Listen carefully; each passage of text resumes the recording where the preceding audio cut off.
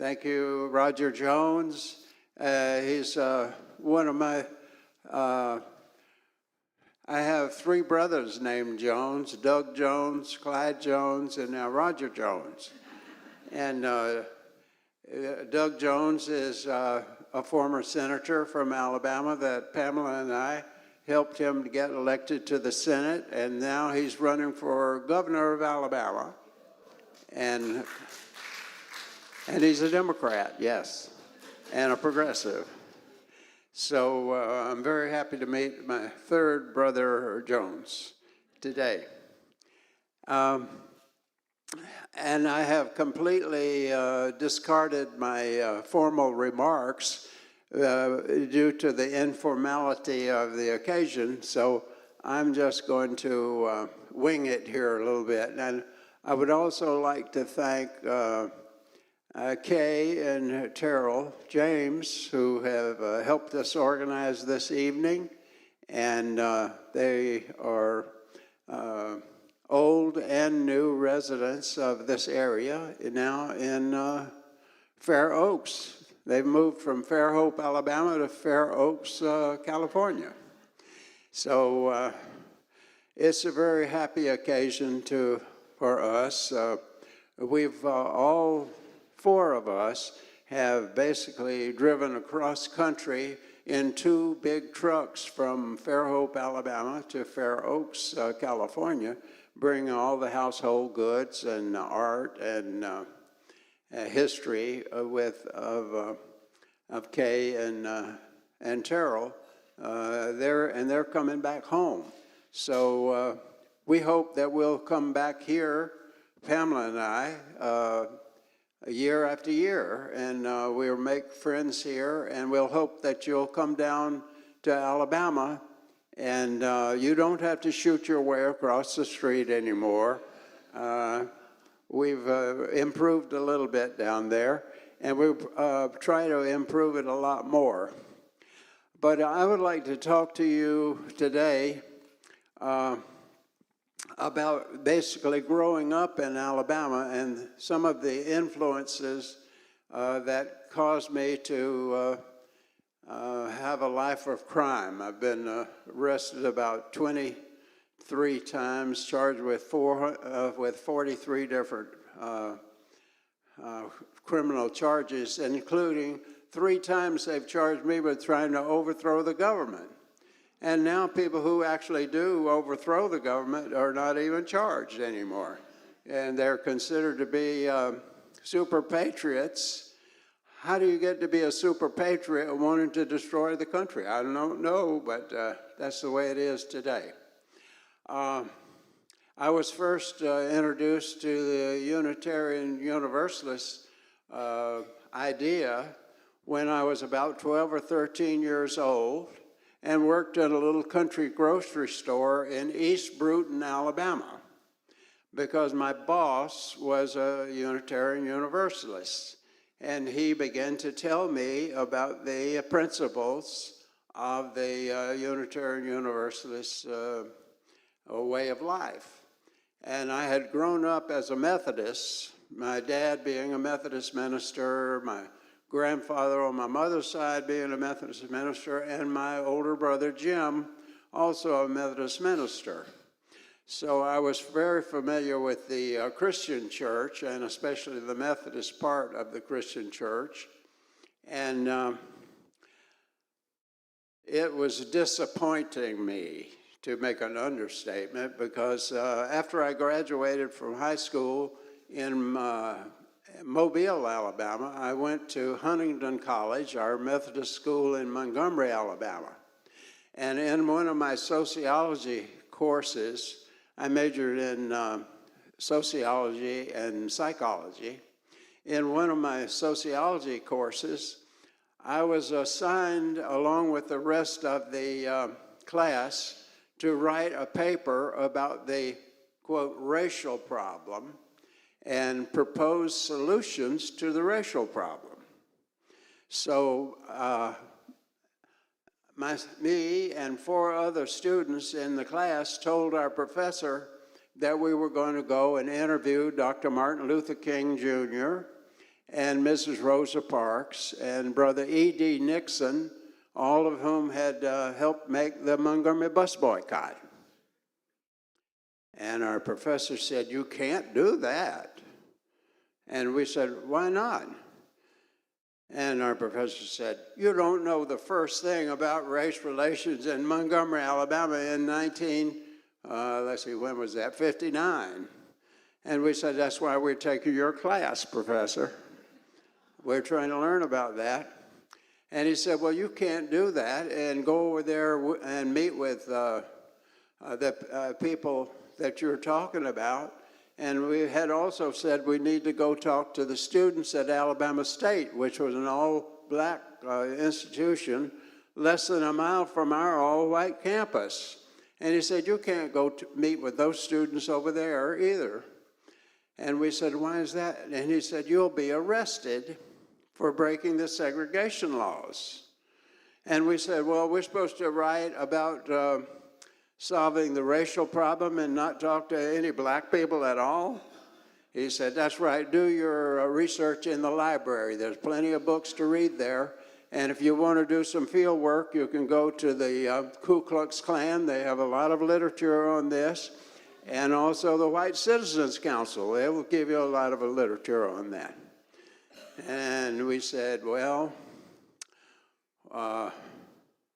we think we better go and meet with the black students, and we better go to Reverend Abernathy's church, where we've been invited to come to a nonviolent workshop." And our professor said, "I don't want to know anything about it. You can't do that. I'm telling you, don't do that." But 5 of us went to the church anyway. And it was the most incredible experience that I have ever had, because we met with Dr. King first in the federal building, because in those days, if you wanted to find Dr. King, you'd find him on trial somewhere. And you could go to the federal building, and as long as you were standing up, it was all right. You only broke the law when you sat down. And so we began to learn about the subtleties of segregation. If you stand up, you can even shake the hand of a black person and not be in trouble. But if you sat down, and especially if you had a cup of coffee, you'd both be breaking the law, and you could be arrested. So we met Dr. King in the federal building, and we said, "We heard there's going to be a nonviolent workshop at Reverend Abernathy's church, and that you're going to be there and one of the speakers." And we asked if it was all right if we come. And Dr. King smiled, and he said, "Well, you're certainly welcome to come, but you better be prepared to be arrested." And now we were really shocked, and we said, "That's what our professor said." And he said, "That's why he's a professor." He knows that you can't just go and sit down, and you can't even go to a church if it's the wrong color church. And so anyway, the 5 of us told Dr. King that we didn't think we were going to be arrested, but we did want to come to the workshop. So we went to the workshop, 5 of us. And we sat under the balcony. It was a big church like this, and there was a balcony in the back. And we sat under the balcony because the state police were up on the balcony, and they were filming everything in the church and recording everybody who talked in the church. And we were very surprised after Dr. King preached. And it was an amazing experience if you've never heard Dr. King speak in person. And as soon as he finished speaking, he went right down the center of the aisle and came where the 5 of us little white boys are sitting under the balcony. And he leaned over and he said, "The church is surrounded, and the news people are out there, and the police have sent word that the 5 of you are going to be arrested." And we said, we were far from being revolutionaries at that time. And he said, "Well, I tell you what I'll do." And we said, "Well, we need to escape." And he said, "Okay, I'll go out the front door, and I'll try to make everybody come around there. And while I go to the front door, Reverend Abernathy and Mrs. Rosa Parks can take you down to the basement, and there's a back door, so they can open the door and you can run for it. So that was our first real introduction to the civil rights movement. Dr. King went out the front door. All the police and the news people hurried to the front door and thinking we will all be coming out that way. And Mrs. Parks was standing at the back door looking and making sure that the coast was clear. And when it was clear, she opened the door and said, "Y'all can run for it now." But she reached over and touched me on this elbow. I haven't washed that elbow since then.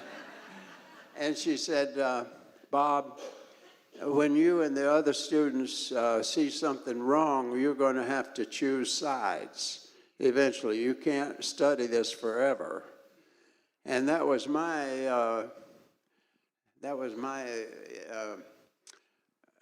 recruitment to the civil rights movement, that we had to choose sides. We couldn't just be sitting on the fence and be neutral in this kind of struggle. And so anyway, we ran out, and the funniest thing you've ever seen is 5 little white boys running all out through the black community in Montgomery, Alabama, trying to get away from the white cops. And they had always been our close friends. They had always taken care of us. We were white, and we were students at a private college getting a great education.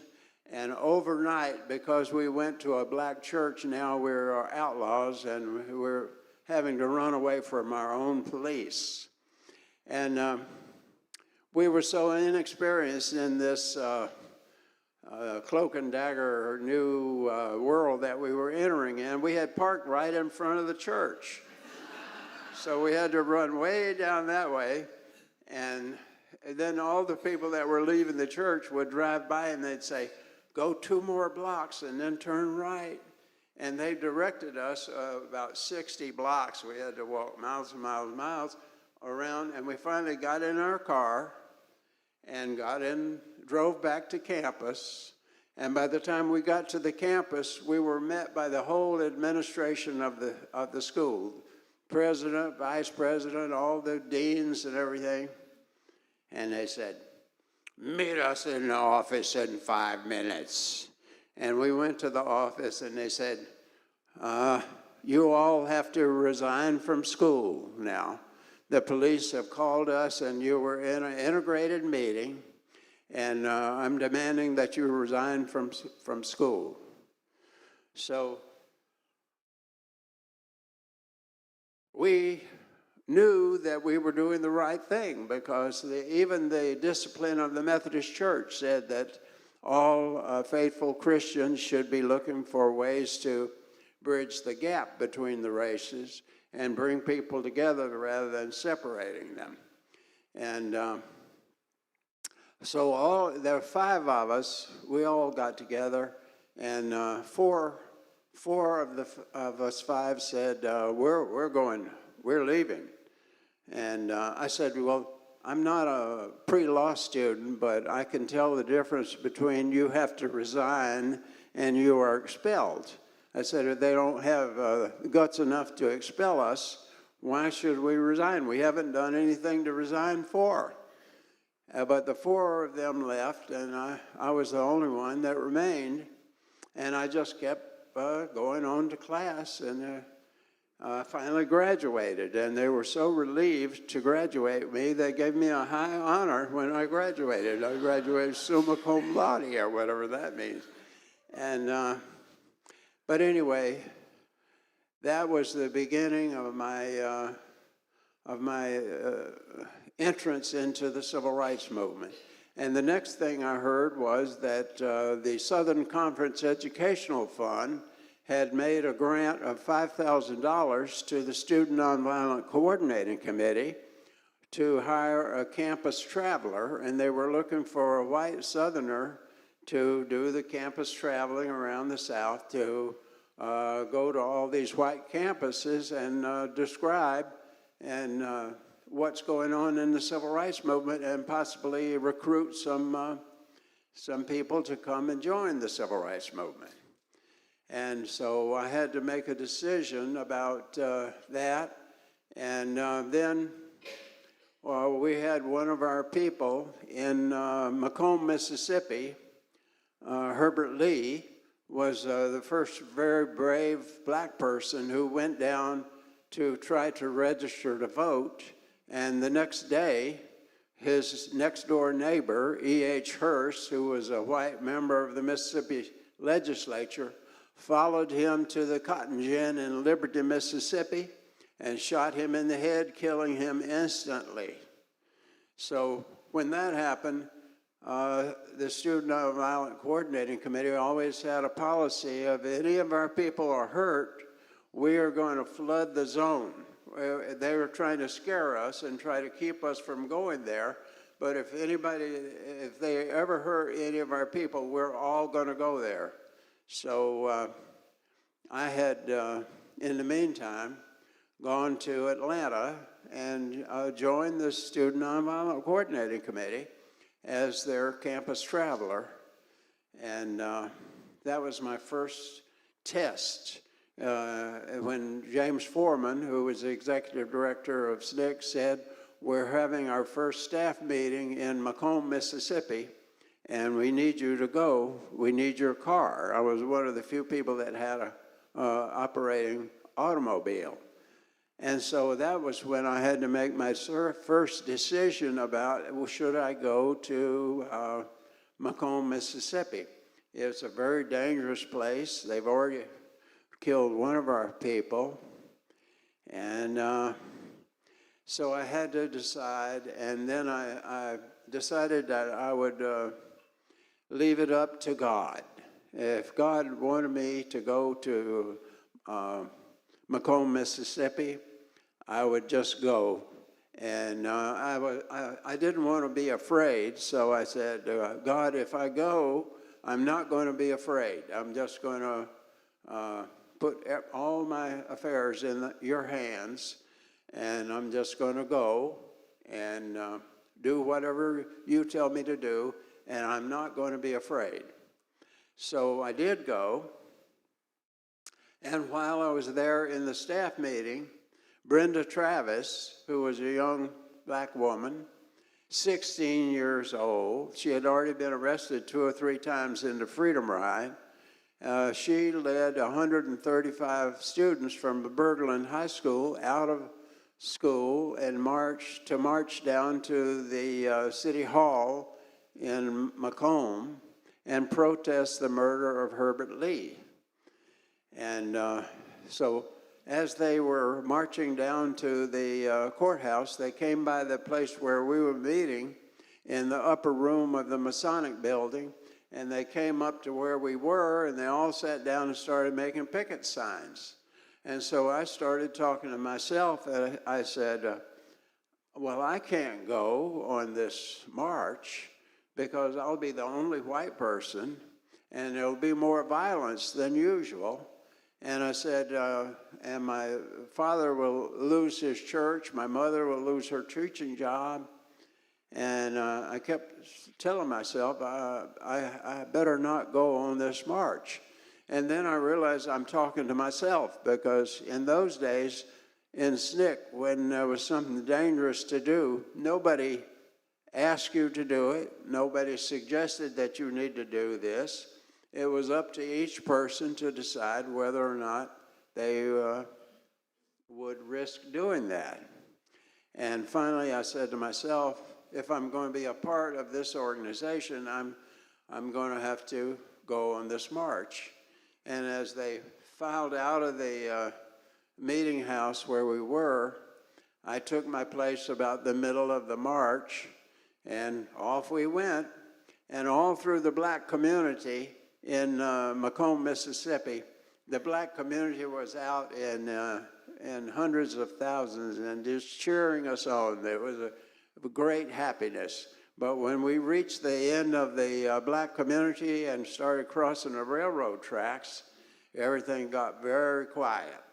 You could hear the shuffling of the steps, and we could see all the pickup trucks beginning to circle around with the big whip antennas on the back, the Ku Klux Klan.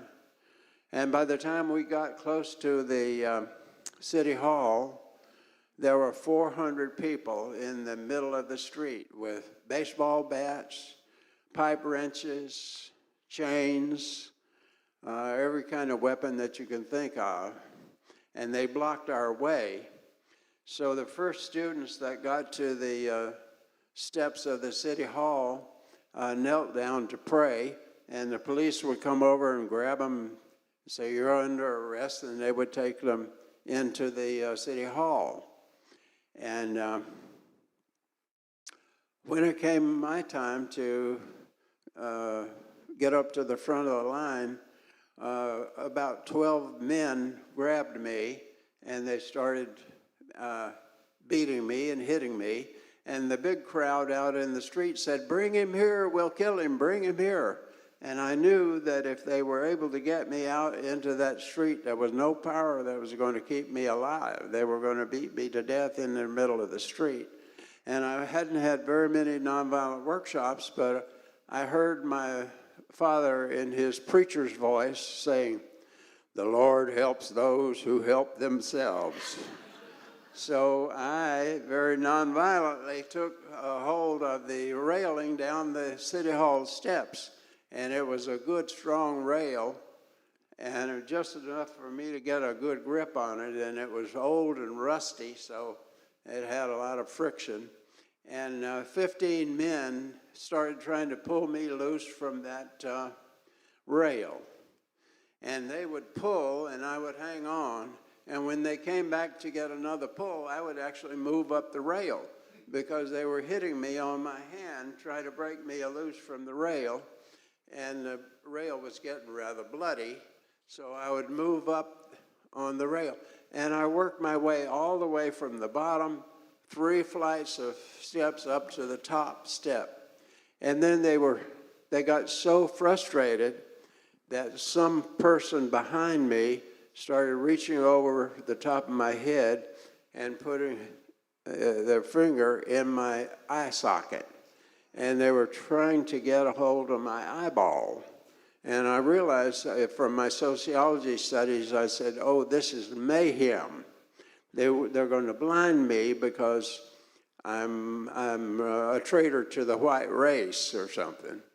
And but my nonviolent training came into effect, and I had been a martial arts instructor when I was in college, so I was pretty good. I was in good shape, and I was highly motivated. That's why I was so strong. But this person was so frustrated, they kept trying to get my eye between their thumb and forefinger, and I knew if they did, they were going to pull my eyeball out.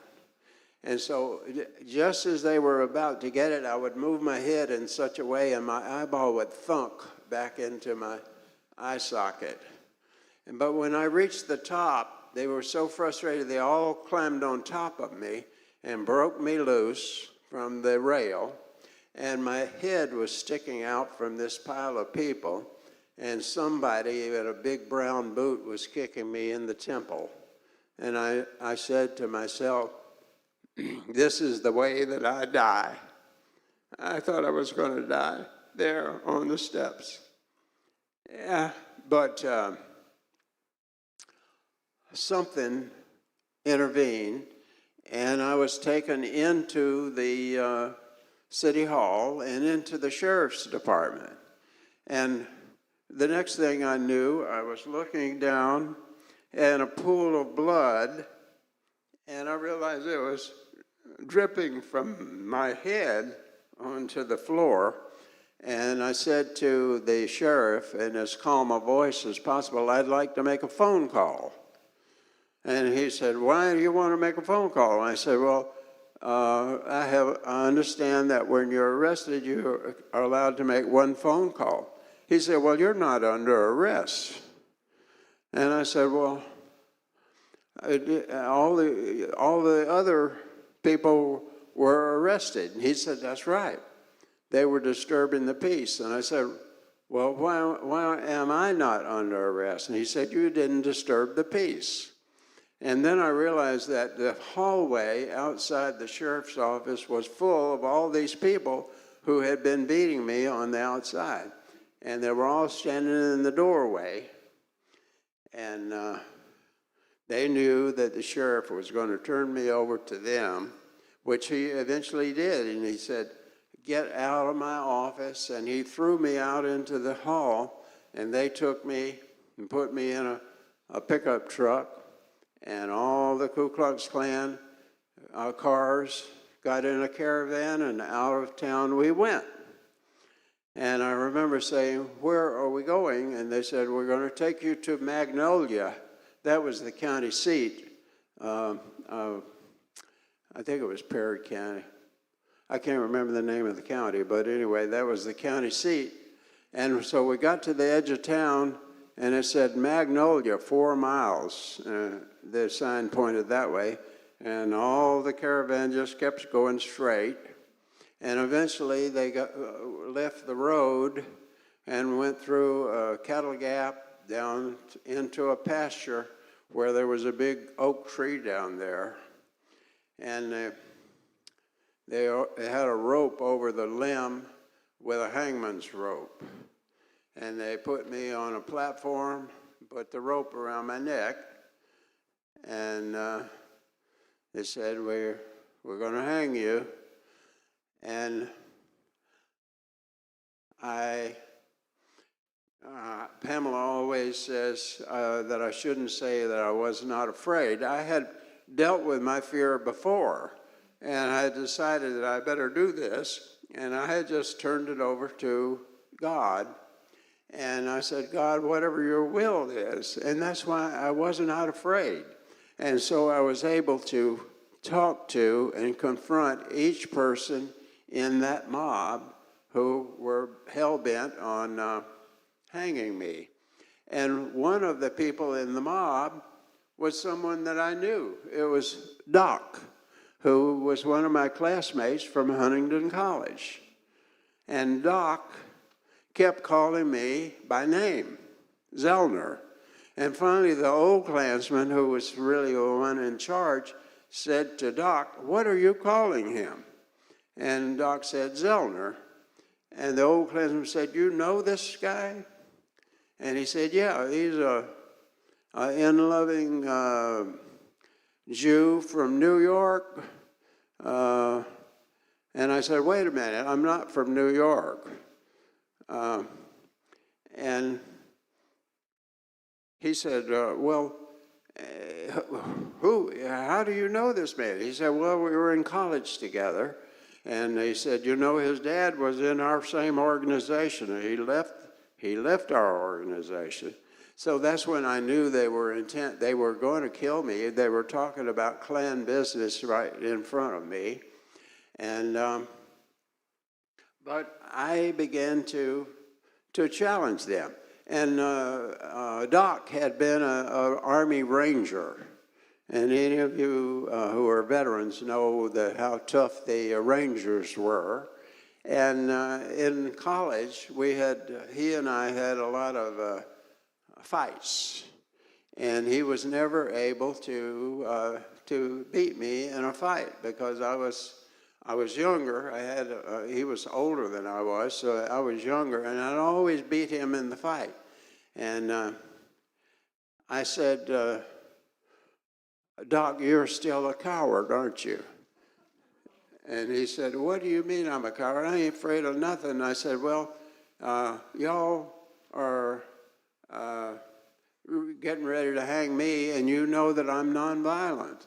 And I said, but I would be glad today just to satisfy everybody, to set aside my nonviolence, and I'll go a few rounds with you right now if you want to. I said, because I know you won't do that. You're a coward.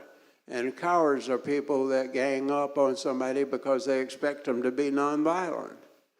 And so I began to get them arguing among themselves, And finally, Doc kicked the platform out from under me, and the rope tightened around my neck, and the old Klansman caught me before it was able to break my neck.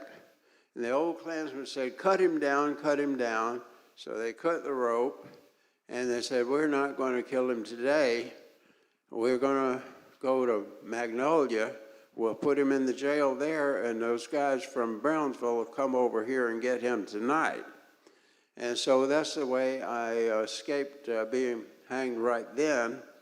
And then my life was saved by Jack Young, who was one of the brave attorneys of the NAACP. He was one of 2 black attorneys in the whole state of Mississippi. And that night, he came down from Jackson, Mississippi, paid my bail at the Magnolia jail, put me in his Cadillac, and drove me back to the safety of Jackson, Mississippi. And I think that was God saying to me, in a way, you've got a lot more work to do before you're going to be able to come home. So I've been trying to do that work, and I've been inspired by the efforts of the Student Nonviolent Coordinating Committee to teach and practice nonviolent direct action. I want to talk a little bit about some of our people, like Jonathan Daniels from the Episcopal Church. Jonathan Daniels came down to Lowndes County. It's known as Bloody Lowndes, and it's in the Black Belt of Alabama, just below Selma and just below Montgomery, Alabama. And we also had, in the summer of '64, Schwerner, Goodman, and Cheney. They were lynched in Philadelphia, Mississippi. And Pamela and I have gone many days, many times, on tours to Philadelphia, Mississippi, and to meet with Mayor Leroy, who knows all of the details about how our 3 civil rights workers were murdered that summer in Macomb, in Philadelphia, Mississippi. And I feel very close to Schwerner, Goodman, and Cheney, because it actually happened to them what a lot of us thought would happen eventually to us, that we would all be martyred in some way. And when they were captured by the Ku Klux Klan in Philadelphia, the coroners, once the bodies were found, the 3 after they were murdered, they were buried 18 feet deep in a dam on a Klansman's property. And they thought they would never be found, but some of the local people helped the FBI find where they were buried. And the autopsy of James Cheney, who was the black young man of the 3, had been beaten so severely when he was tied to the tree that the only comparison they had was a high-speed airplane crash. They said every bone in his body was splintered and mashed beyond recognition. And Andy Goodman, who had just come down from the north to work in Mississippi that Freedom Summer of 1964, I believe it was, he was still alive when they buried him. They had shot him, but he was still alive when they buried him because his hands were gripping the mud, and the mud was spewing up between his fingers. And I remember the testimony the people who were there. And one of the Klansmen said, well, they didn't, I wasn't able to kill men in, but I'll get you. And he said to Schwerner, and Schwerner said, I understand how you feel. And the man reached under his arm and shot him in the heart. So I knew how they were feeling before they died, because anybody that was working with SNCC, the Student Nonviolent Coordinating Committee at that time in Mississippi or Alabama, knew that that was a fate that they were likely to meet. And most of our early people were courageous enough to face death and go through and suffer death if necessary, because we knew that the vote was worth dying for. Democracy was worth dying for. That the principles of our country were worth dying for. And that's our message now. And I notice most of our gray heads in here, but Pamela and I are dedicated for the rest of our lives. And I'm 87. I probably only have another 25 years to live. I'm trying to get as old as some of our local people were. Some of our local people lived to 110 years old and were still active in the movement. And so our job is to tell this story to as many young people as possible, because they are the hope of the future. If they believe in democracy and believe in the principles that our country is supposed to be founded on, they're going to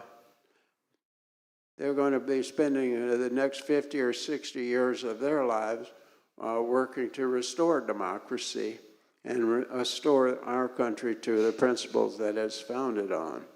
And I appreciate every one of you being here today, and I know that you are spreading the word as much as possible as you can in all the communities that you are parts of, and I am optimistic about the future.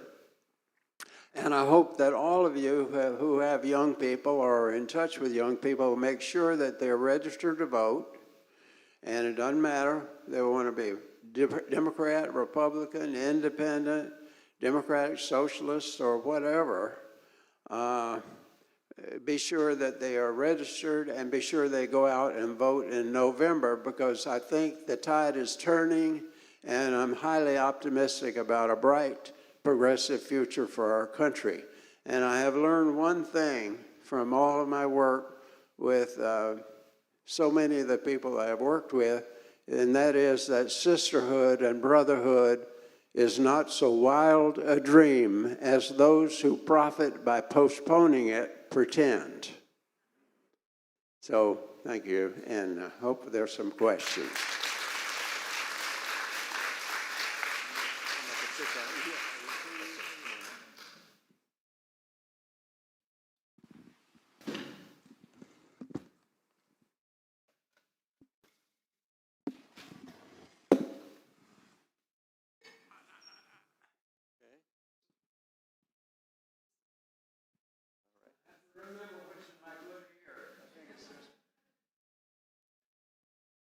All right. Thank you so much, Bob. That was great to hear. Hard to hear, not as hard as it was to live through. And that was a long time ago, and you probably have been through a lot of things. So I'm curious about a number of things, and we'll certainly invite questions from the congregation. But thank you for that, for telling us what you went through. So a couple of questions that come to mind. One is, during all this time of your life, did you have your principle of nonviolence, your faith in the,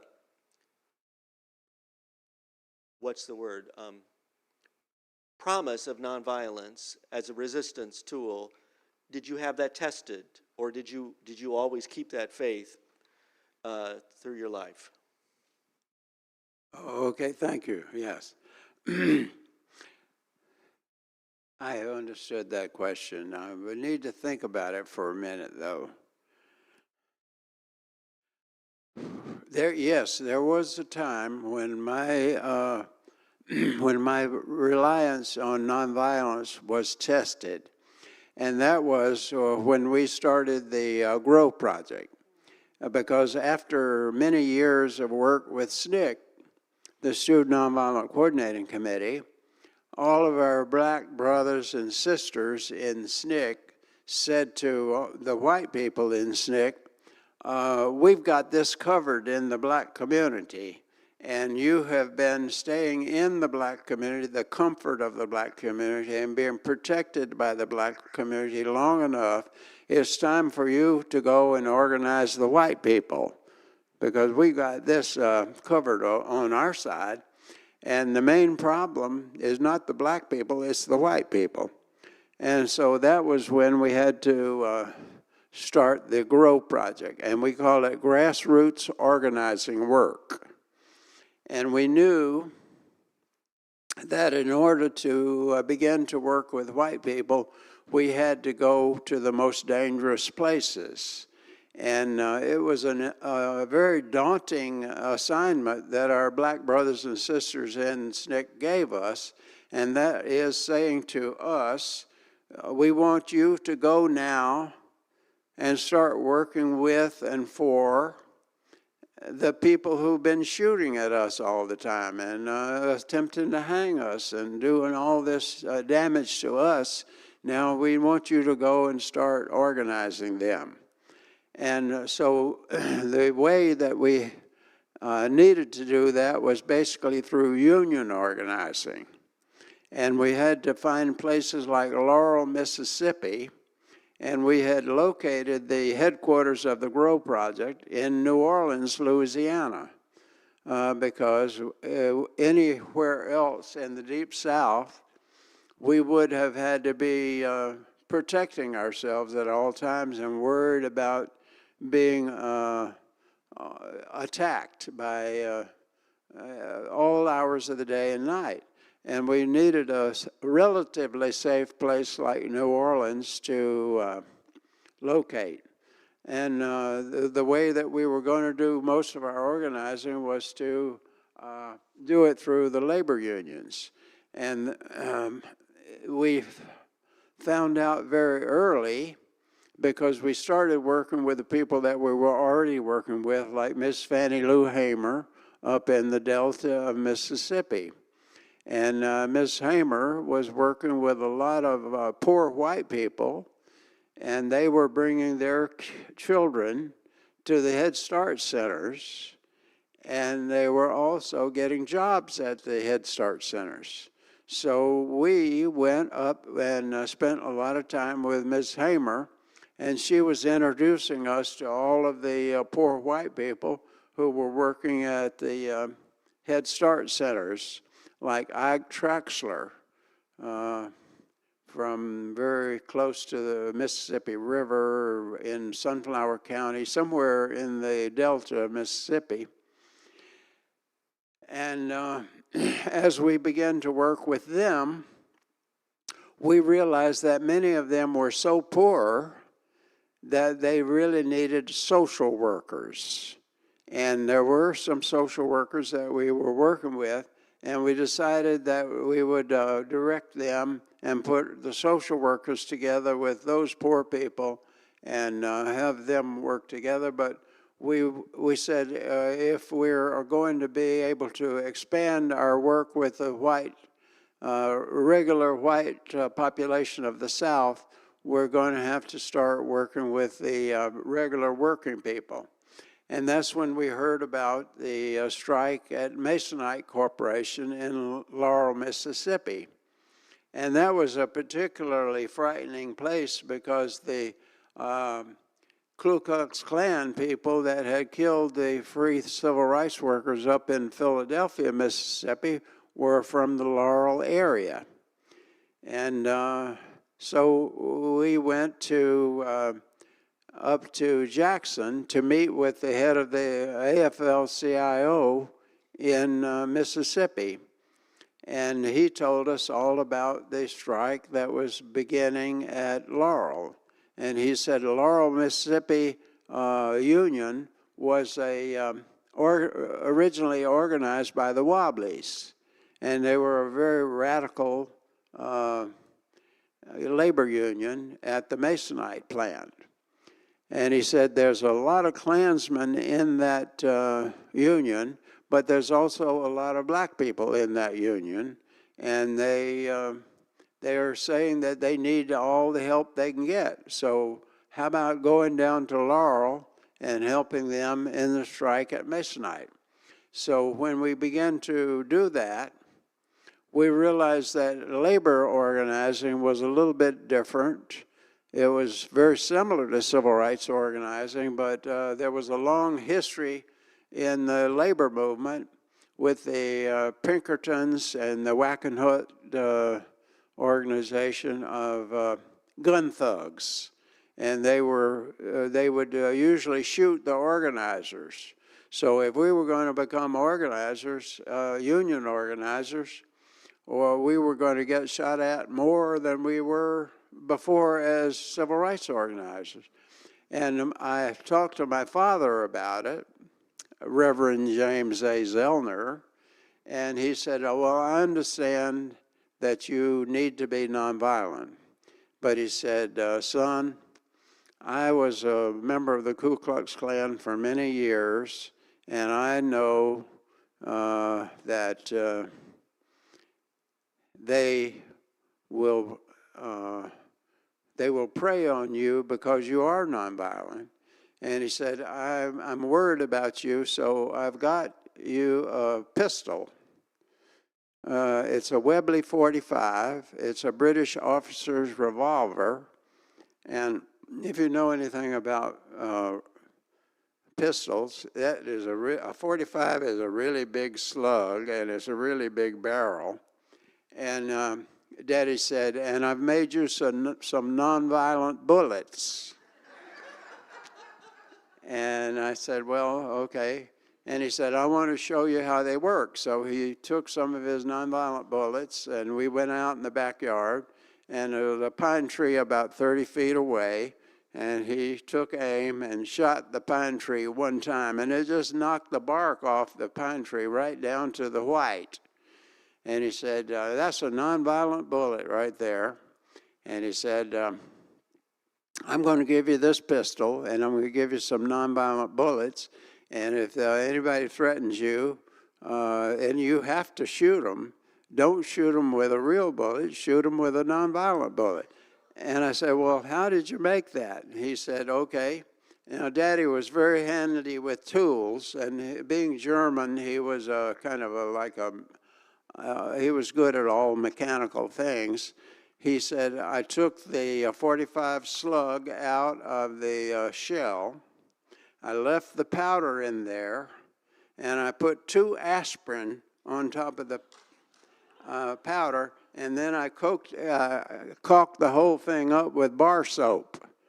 So it was white on one end, and he said, that's the nonviolent bullet. And he said, I've got my pistol loaded, and I've got an empty chamber in case there's an accidental shooting. There's no bullet there. But he said, and the next 2 have nonviolent bullets. I got these nonviolent bullets, and then I've got another empty chamber, and then I've got 2 more chambers. I forgot how many. It was a 6-shooter, but anyway, he said the last 2 are real bullets. He said, if anybody is crazy enough to keep coming at me after I've shot them with my nonviolent bullets, I got 2 here that'll flip them backwards. And so I did compromise a little bit on my nonviolence because I started carrying Daddy's big old Webley .45 revolver, and I only had to use it one time, and it was pretty funny then. I was on my way back home one day from Laurel on Highway 59, I've forgotten what it is, coming into New Orleans. And I got around Poplarville, which is a very hotbed of Klan activity. And I was driving we had a VW bus. It was not fast and it was not maneuverable, but it would carry a lot of people. And I was driving along, and all of a sudden, I'm always aware of a vehicle that overtakes me from behind and starts to pass me and then slows down and matches my speed. And that's what happened to me as I was going along. And it was an interstate highway, so there's 2 lanes going this way and 2 lanes, a big median strip, and 2 lanes going the other way. And a pickup truck pulled up next to me, and a white man with a very red face started cussing me and hollering at me. And I had my window down. He had his window down. And he started cussing me. And as soon as he did, I just reached over and got the old Webley 45 and put it just under the window where he couldn't see it. And I decided that if he started shooting or anything, then all I had to do was raise it up and shoot him with my nonviolent bullets. And so anyway, he just seemed to be content to cuss me.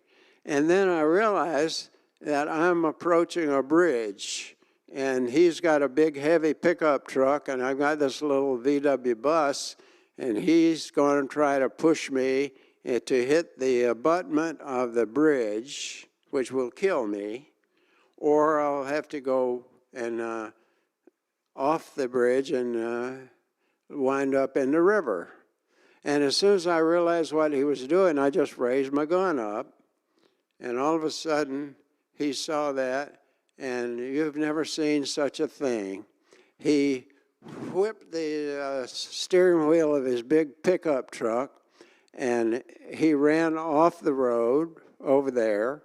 And I'll never forget, he was sliding sideways so fast that he was clipping there was tall grass there, and he was cutting the grass, and the grass was flying over the truck.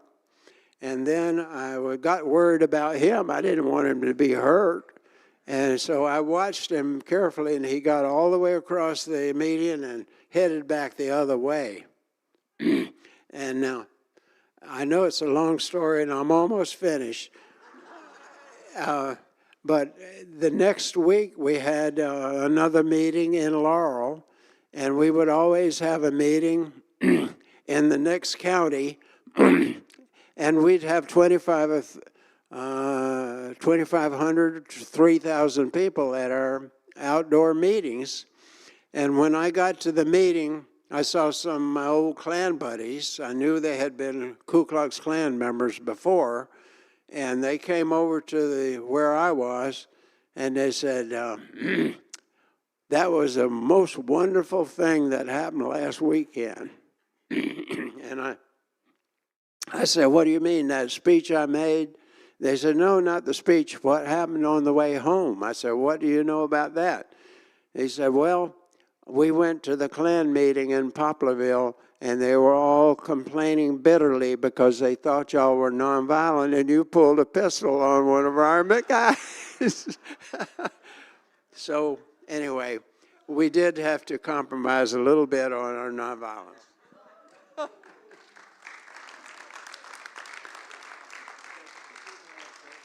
Yeah. Are there questions for Bob? Okay. Right here, and then right there. Yeah, so people can hear. Hold it up close to your mouth. Very close. Hello. Like, get close. Hello. My name's Jana. I'm a member of this church. I'm really thank you for being here. My questions are that you once belonged to the Klan, and some of your family belonged to the Klan, and it's unclear to me, or I would like to know, how the separation from the Klan began. Also, you must have had family that remained in the Klan. How did you interact with them after you left? And I guess that's it.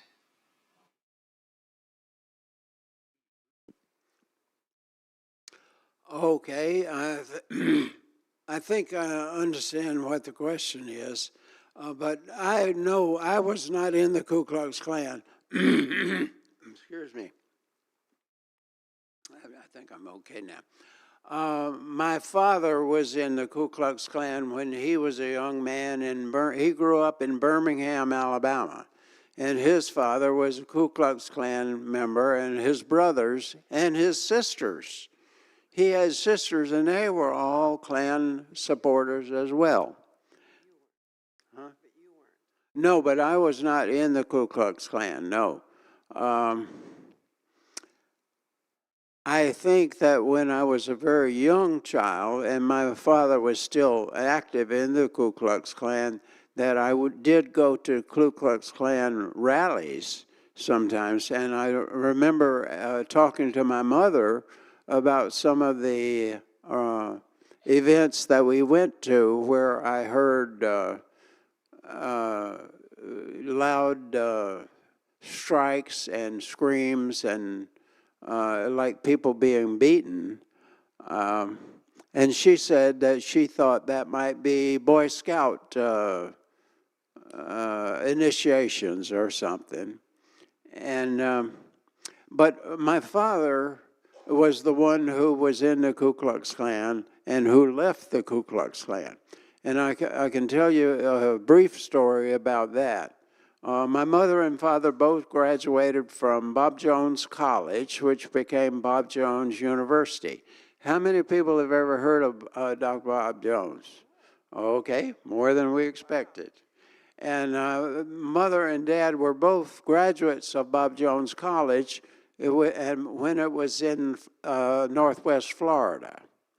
And Daddy went to Germany in the middle of the 1930s with Dr. Bob Jones for the purpose of forming a fundamentalist Christian center in the middle of Europe to convert the Jews to be Christians so that the fascists in Germany would not execute them. And my father began to identify more with the Jews that he was working with than he did the Nazis, because he was a Nazi himself. Being a member of the Ku Klux Klan is the same as being a fascist or a Nazi.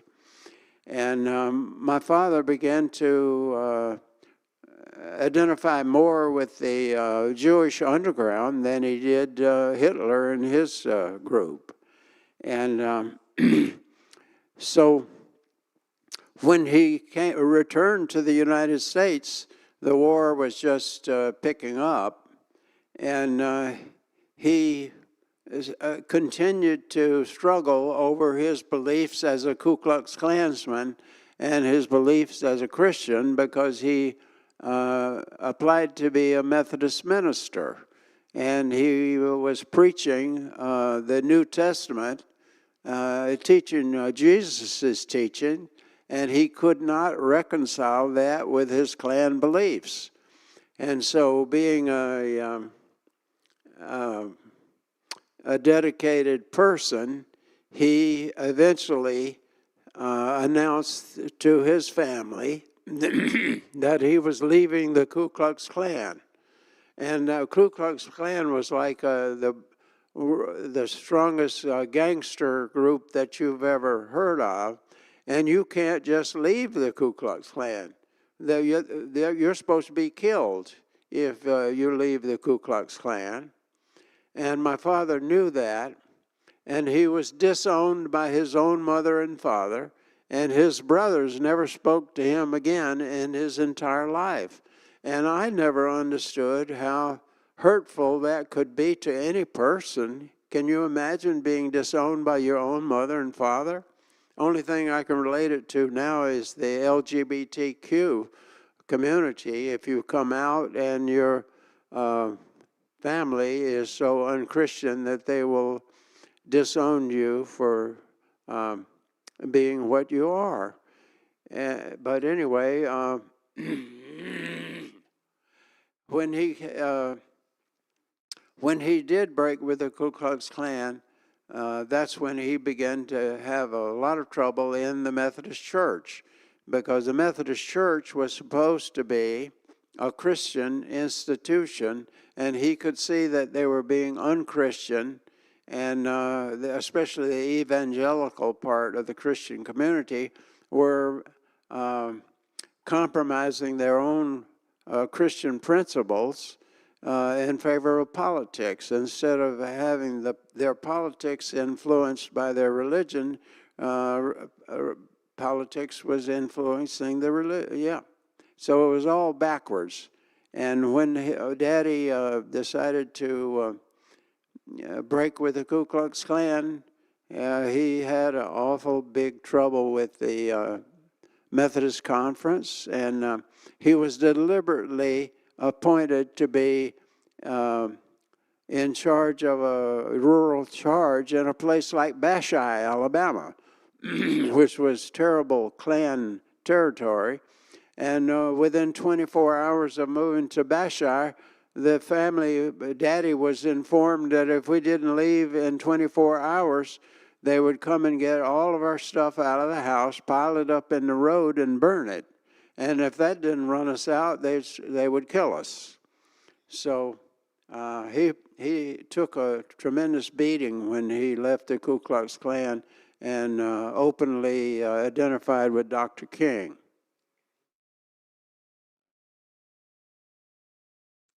Well, God bless your father. So you came to your understanding thanks to him. That's right. It Yeah. was my father that made the big journey. I was just a continuation of his dedication, his willingness to suffer. Yeah. Another question back.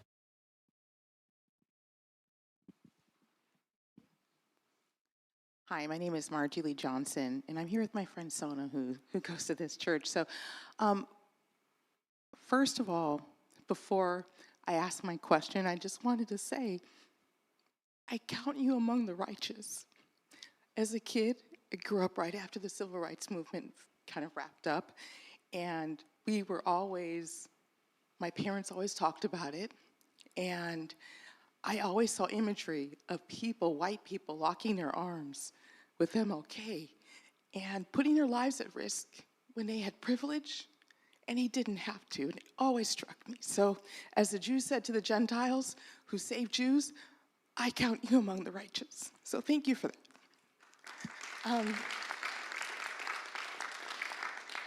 My husband is from Mobile, Alabama. His family's from Africatown. And we went back about 7 years ago to bury his grandmother, who lived in her house that was built by her enslaved grandfather in Africatown, and she lost it during Hurricane Katrina. But I have to say, my husband and I choose not to go back to the South. That was the last time we went, and we chose not to go back. So as someone who still lives in the South, we have a lot of fear. I think the only time I've openly ever experienced racism was when I was in Mississippi, where my grandfather is from, and from Texas, and he's certainly in Alabama. I've heard stories of Ku Klux Klan from his parents and from my family. So we choose not to go back. So since you're there, I imagine that with the current climate, that there's still probably a lot of open racism. Have things gotten better? I love hearing that you say that you have hope, but I don't. I'm skeptical, so I'd just like to hear it from someone who lives it. What is it like?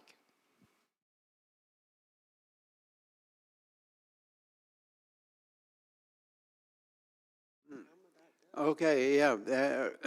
I didn't hear it all, but at the end, have things gotten better in Alabama? Absolutely, things have gotten better in Alabama. And one of the reasons is that Alabama has endorsed civil rights tourism. And so many things having to do with the civil rights movement occurred or came out of Alabama that they are now one of the key places in the United States that people who are interested in the civil rights movement will go and tour.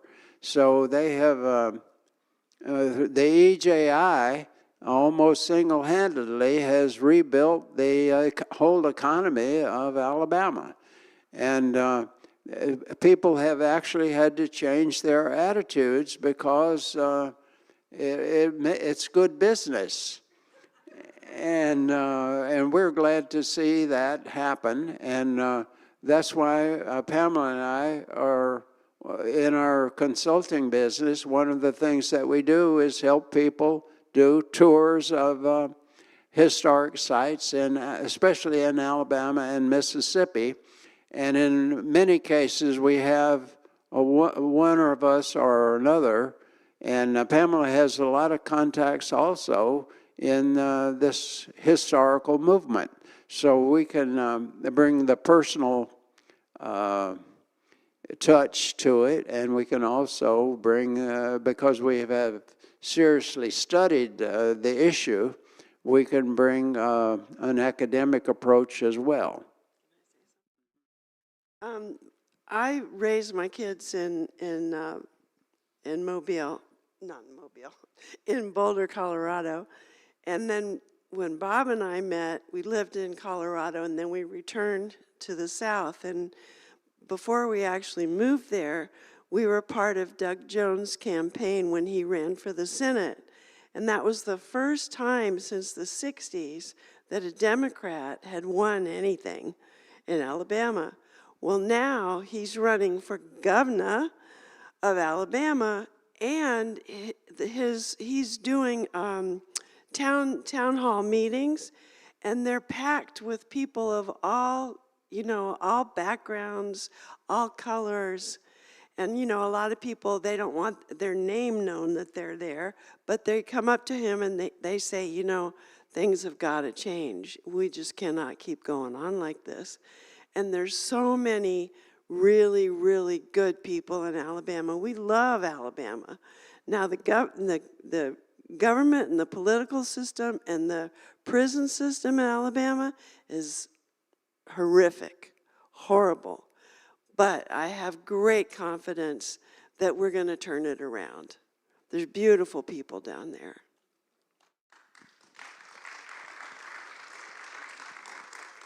Thank you. Naomi? And then Phil. You had a question, Phil? Okay. Partially answered my question, but my question is, what have you done to make a living since your early days as a young man and your days now as a senior? Has it always been in consulting regarding the political situation, or have you done other things? You were a history professor, were you not? Well, I've been very blessed in my work because when I was growing up with a Methodist preacher father and a public school teacher mother and 5 boys, we were pretty poor. And so we always had to have jobs. And my first job was delivering the newspaper. And then another job that I had when I was 12 or 13 was working in a little country store in East Bruton, Alabama, where I had to deliver groceries on a bicycle. And as fate would have it, the little country store was at the bottom of a long hill, and all of our customers lived up on top of the hill. And after they did their shopping, they would load up my big basket on my bicycle, and I'd have to ride up the hill in my bicycle. So I got very strong as a young person riding my bicycle. But one of the most important things about that job was that my boss, Malcolm Edwards, was a Unitarian Universalist. And so what are the chances of a 12 or 13-year-old boy meeting in Bruton, Alabama, East Bruton, Alabama, a Unitarian Universalist? And he told me about all the principles of people getting together and not separating. And he was also a believer in Huey P. Long, the populist, progressive side of the populist movement. And he said there's a whole lot more poor people, black and white, than there are rich people. And if we can ever get together, we'll be able to have a good government. Some of the other jobs I had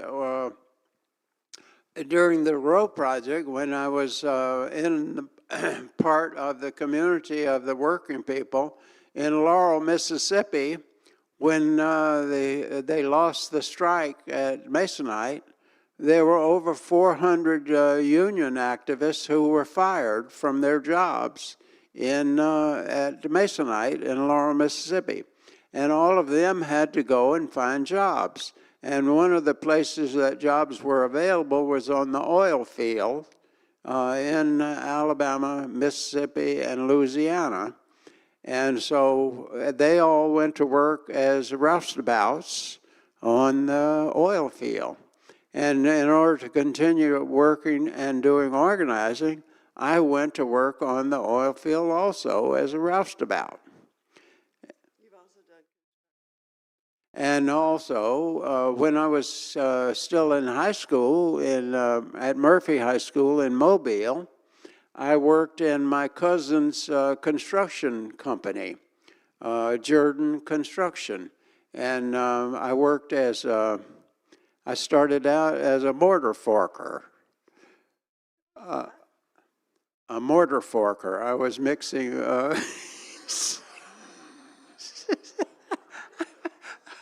I was mixing cement for the bricklayers. And so I did that for a long time, and then I graduated to being learning to lay cinder blocks and then to be a bricklayer also. And then since we built the whole house, I also learned to be a carpenter, and that's what I worked at. Every time I had to get a job later on in life, I would always go and get a job as a carpenter. So when I lived in New Orleans, I made the best money that I ever made my whole life because I was a journeyman carpenter working at Shell Oil Company up in Norco, north of New Orleans, and we made $25 an hour, double pay for overtime. If we worked over 8 hours, we made $50 an hour. So some weeks I made $1,600. That was as much as I made in 6 months. I wish you still did. Pamela says she wished I still made that much money. But we're going to go back on the lecture tour, and hopefully we will be able to get enough events so that we can afford to retire. We have not been able to retire yet because we're too poor. And have you ever retired and had to go back to work? Well, that's what we're doing. And we're not going to retire until God calls us home. That is reassuring. Phil. Hi, Bob. My name is Phil, and I'm a member of the congregation here. I was wondering if you can kind of speak to your experience on bringing your activism closer to home. I know a lot of us have family members and friends we admire and we love who buy into a man and a philosophy that is racist and homophobic and transphobic. And I was wondering if you can offer any advice as to how to deal with those people and those beliefs in a way that still respects them as people and members of our family. How do we bring what you've done home to now when we've got family members, and I, like Phil, I have some too, who are caught up in this movement following this leader that's very hostile, that's very violent, that's very hateful, that's very misguided, and these are our family members. So, Yes, okay. or our neighbors. Yeah, well, I do have some personal experience with that because one of my brothers was very active as a young person in the civil rights movement, going to Highlander Folk School in 1959, preparation for school integration, and then he moved back to Alabama, and he never went anywhere else, and he became a Trump supporter, a MAGA. And that's why I wear a red hat. Is in honor of the Tuskegee Airmen in Alabama, but a lot of people think it's a MAGA hat. So I get to talk to a lot of MAGA people, and one of the ways that I've related to my brother, he's my baby brother, and there's of 5 boys, there's only 2 of us left. 3 of our brothers have died. He's my brother. I love him. And for many, many years, we would meet, and we just would not talk about any kind of politics. And I decided I was just going to love my brother and find out all of the good things about him. And you can find the meanest person in your life that you know of, and there's something good about them. So find out whatever is good about that person in your family who may be extremely conservative or even MAGA-minded, and relate to the things that are good about them. And eventually, I think that Martin Luther King was correct. The arc of the universe is long, but it bends towards justice. And I think everybody, especially if they grew up in the Christian tradition, the Buddhist tradition, or any of the religious practices, are going to see that separating people and hating people because of the color of their skin or their gender or their sexual orientation or any of those things, it's not... that's not Jesus' way. That's not the way of a good ethical humanist. So you just keep on loving those people and talking to them. You don't have to talk politics. Just keep talking to them about family and about the values that you have. And I think that a whole lot of people between now and next November are going to be coming home.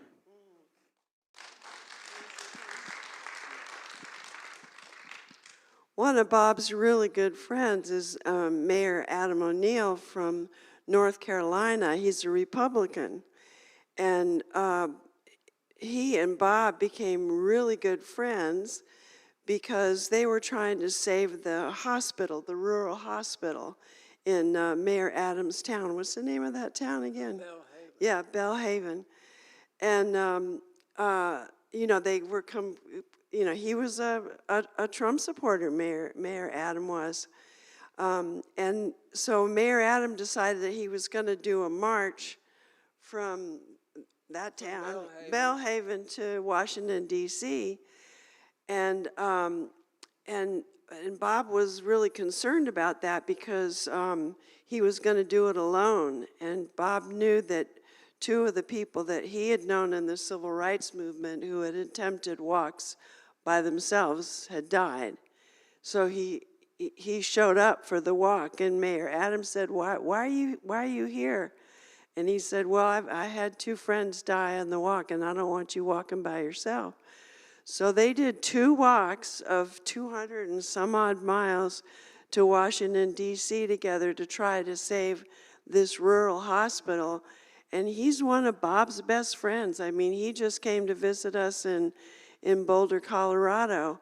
And we just love him, you know, but we don't talk politics. I mean, I think maybe there's a place sometimes to do that, but I think the most important thing is to just see the love in each other and find those places that we have in common. You know, our grandkids or our kids or whatever it is, but just, you know, keep bridging the gaps, keep building the bridges.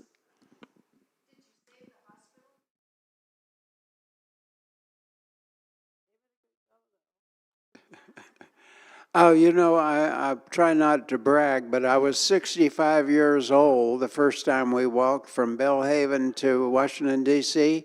In 14 days. We walked 280 something miles. We walked almost 20 miles a day. And it's very lucky because I was fat when we started off. I lost a lot of weight. Thank you. Well, I want to honor all the time you've given us, and I'm sure some people will want to talk to you and shake your hand one-on-one. So we will thank you both for being here, Bob and Pamela, and come back and see us, and keep up the good work. So thank you.